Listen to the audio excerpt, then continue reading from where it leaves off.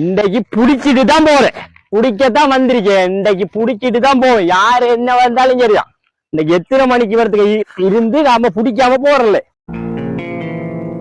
என்ன பண்றான் உரபேக்க வச்சுட்டு சவக்காலை கிட்ட நின்று கேட்டா என்னத்த செல்ல போறானோ, போய் கேப்போம் எதுக்கும். ஏ பைத்தியம், சவக்காலை கிட்ட கிடந்து என்னடா சீரா உரபேக்க வச்சுட்டு? அதான் மச்சான், எங்கட பாட்டி இருக்குவா, ஓ பாட்டிக்கு 2 நாளா தடுமல்றா. அதுக்கு சரியா, அந்த கிழவி ஆவி புடி என்று சொல்லிச்சு. அதான் ஆவி என்று குடிச்சிட்டு போக வந்து நீ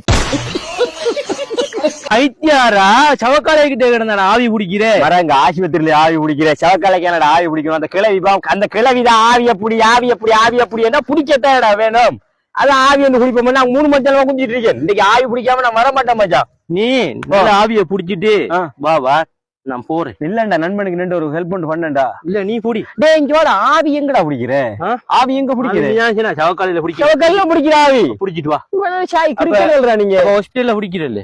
ஹாஸ்பிடல்ல பிடிக்கிற. போடா பைத்தியம் பிடிச்சவனே, நீ புடிச்சிட்டு வா. எது ஆவிய புடி, பேக்ல எடுத்துட்டு வா. ஆவி பிடிக்காம இங்க இருந்து வர மாட்டேன் மச்சான். நீ வராது. என்ன லூசன போல ஆச்சிட்டு போறான். எந்த பாட்டி சொன்னாவே ஆவி பிடிக்கணும்னு. ஆவி பிடிக்கதானே நான் வந்து.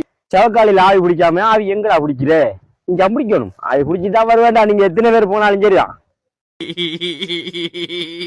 நாளைக்கு வந்து பாப்போம். அவன்டாவிதான் கிடக்கும், இழுத்து புதைச்சு போட்டு நாம போ.